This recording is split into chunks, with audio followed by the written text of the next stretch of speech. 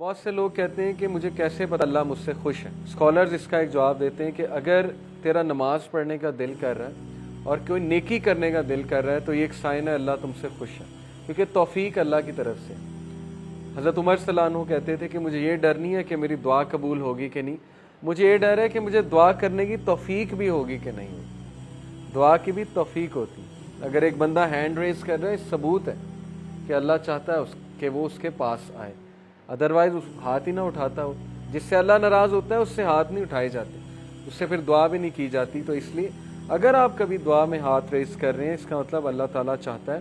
So if you want to know how you stand before the Lord, before the King, اگر آپ یہ جاننا چاہتے ہیں کہ آپ کا کیا مقام ہے اللہ کے سامنے, بادشاہ کے سامنے, پھر یہ دیکھیں کہ آپ اپنا ٹائم کیسے اسپینڈ کر رہے ہیں. بڑا سمپل کرائٹیریا, آپ کا ٹائم کہاں جا رہا ہے. اگر تو اچھے کاموں میں جا رہا ہے, پروڈکٹیو کاموں میں جا رہا ہے, اچھے کاموں میں بہت سی چیزیں, ضروری نہیں اچھے کام سے مراد نماز ہی ہے, وہ تو پیک کا اچھا کام ہے. اچھے کاموں سے مراد گھر کے کام بھی ہیں, اچھے کاموں سے مراد کسی کی مدد کرنا بھی ہے, اپنی ذمہ داری کو نبھانا بھی اچھے کام میں آتا ہے. And what work you are assigned to do, اور یہ دیکھو کہ تم کیا کام کر رہے ہو, تم کن کاموں میں ملوث ہو اور تمہارا ٹائم کہاں پہ لگ رہا ہے. ہم اپنی روٹین نوٹ کریں, اس روٹین میں ہم یہ دیکھیں کہ ہمارا major chunk of time, major chunk کہاں جا رہا ہے.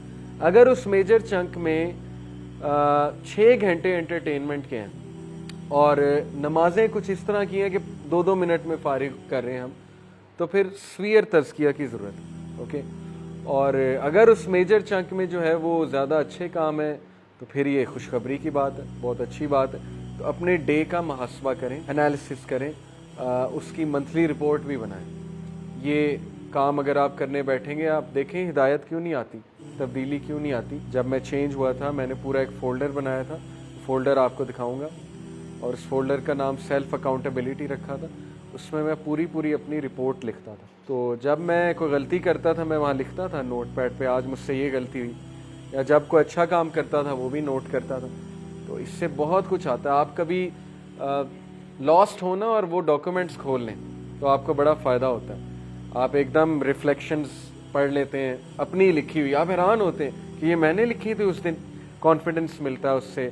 جب آپ کسی گناہ کو ریزسٹ کر رہے ہیں, لکھ لیں آج میں نے گناہ کو ریزسٹ کیا, ایسے ایسے کیا. سائیکولوجیکلی اسپیکنگ جب کوئی چیز آپ لکھ لیتے ہیں نا تو برین کے جو پاتھ ویز ہیں وہ بنتے ہیں اس چیز سے متعلق, تو وہ عادت چھوٹنے کے زیادہ چانسز ہوتے ہیں. اسی لیے جو اسکولنگ سسٹم ہے, آپ کو ٹیچر پاور پوائنٹ بھی دے سکتا ہے. اسکول جانے کی کیا ضرورت ہے, آج کل تو گوگل کلاس روم پہ ٹیچر کہ لو یہ لو پاور پوائنٹ ڈال دیا, پڑھو بیٹھ کے. لیکن وہ کیوں بورڈ پہ لکھواتا ہے؟ آپ کہتے ہیں یار یہ ساری باتیں پتہ ہے, کیوں بورڈ پہ ہمیں لکھوا رہا ہے ساری باتیں؟ کیونکہ اس کے پیچھے سائیکالوجی ہے کہ آپ جب لکھو گے آپ کو وہ چیز یاد رہے گی اور زیادہ چانس ہے کہ آپ وہ چیز ریپیٹ کرو.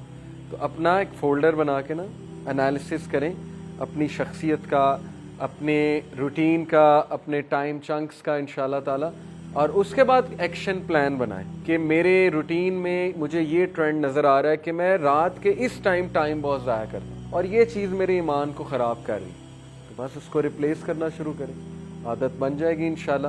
آہستہ آہستہ کریں گے. Replace this thing with book reading. رات کو یقین کریں کوئی ناول پڑھ لیں, اگر اسلامی بکس نہیں پڑھنی ناولس پڑھ لیں, قیامت کے سائنس پہ بک پڑھ لیں, کوئی سلف کے کوٹس کے اوپر بک پڑھ لیں. دارالاسلام کبھی جائیں, اتنی بہترین کتابیں آج کل آ گئیں, ان کو بک ریڈنگ سے انشاءاللہ آپ لوگ آہستہ آہستہ اپنی ہیبٹس کو ریپلیس کریں. اس طرح تبدیلی آئے گی. ادروائز صرف ایک لیکچر پہ آنے سے چینج نہیں آئے گی, کیونکہ یہ ہم سن کے چلے جاتے ہیں. تو تبدیلی لانے والے انشاءاللہ آپ ہیں, اور اللہ سبحانہ و تعالیٰ آپ کے ایکشنز دیکھ کے آپ کو ہدایت میں انکریز کریں.